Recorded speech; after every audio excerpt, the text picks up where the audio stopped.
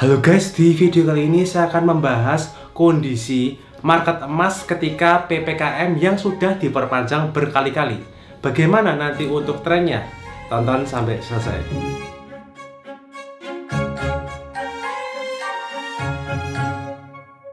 Tolong bantu saya dengan tekan tombol like dan berikan komen untuk tanda dukungan kamu untuk channel ini agar terus berkembang, sehingga semakin banyak teman-teman yang terbantu dengan channel ini. Terima kasih banyak ya. Bagi kamu yang belum subscribe dan bunyikan loncengnya, langsung subscribe dan bunyikan loncengnya sekarang, karena saya tuh tidak selalu upload tuh video kayak gini. Saya terkadang itu buat harus update. Caranya klik di komunitas atau community itu di tabnya, klik aja, dimana saya akan update menurut grafik analisis pergerakan harga emasnya ini, range-nya di berapa akan kemana. Saya itu memberi info itu di sales update ya.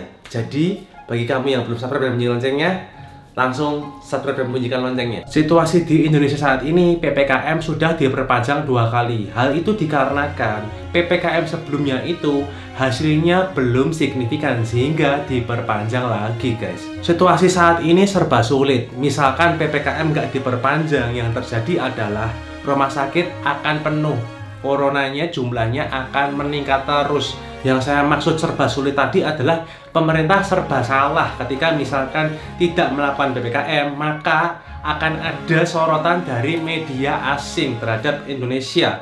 Dan dari WHO sendiri pun sudah melakukan desakan untuk pengetatan guys. Di situasi PPKM seperti ini, yang paling terdampak adalah masyarakat yang penghasilannya menengah ke bawah. Dan di beberapa daerah ini sudah ada gerakan-gerakan yang menolak atau menentang adanya PPKM. Jadi ini benar-benar sulit. Seperti buah si malakama, dilakukan salah, nggak dilakukan juga salah. Lalu bagaimana sikap kita melihat data seperti ini dalam berinvestasi emas?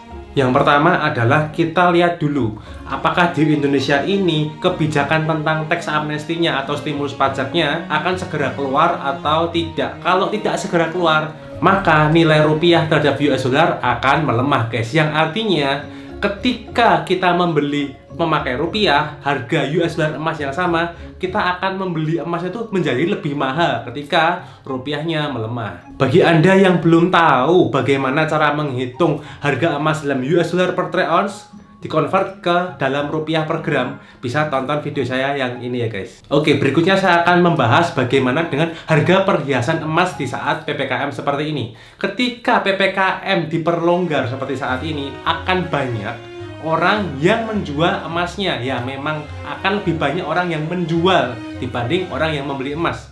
Karena akibat PPKM darurat yang lalu, banyak masyarakat yang harus terpaksa menjual emas atau perhiasan emasnya. Nah, lalu apa hubungannya? Jadi begini, kalau kamu ingat di video sebelumnya saya pernah jelaskan tentang hukum permintaan, demand dan supply. Ketika permintaannya itu lebih rendah, maka harganya itu turun. Jadi kalau orang pada banyak jual, itu harganya akan lebih murah guys.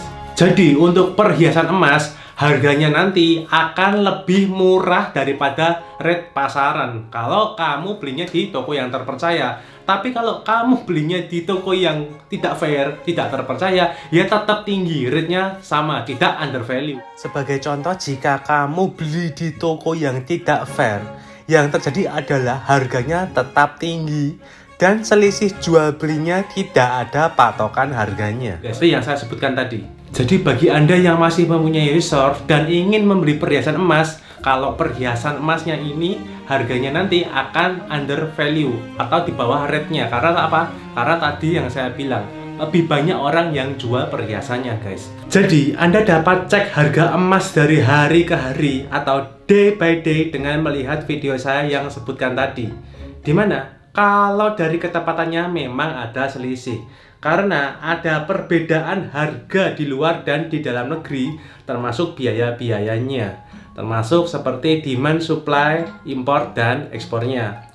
Tapi dari situ sudah cukup menjadi indikator harga patokan day by day-nya. Jadi kita bisa tahu apakah harga emasnya ini lebih murah atau lebih tinggi. Jadi itu yang harus Anda ketahui. Jadi advice untuk yang tidak terdampak atau yang masih mempunyai reserve dan ingin membeli perhiasan emas, ya boleh atau saya anjurkan untuk membeli saat ini. Karena apa? Yang saya sebutkan tadi, harganya kalau kamu beli toko yang tepat bisa di bawah rate atau di bawah harga pasarannya guys. Nah kenapa? Karena untuk jangka panjangnya emas ini masih ada chance untuk naik guys. Dan bagi Anda yang terdampak karena akibat PPKM ini, Anda bisa cek di video saya yang ini, yang sebelumnya ya guys. Nanti link saya taruh di deskripsi. Pembukaan emas pada tanggal 29 Juli 2021 di angka 1.813 US dollar per troy ounce. Emas terus naik hingga mencapai titik tertinggi di 1.835 US dollar per troy ounce.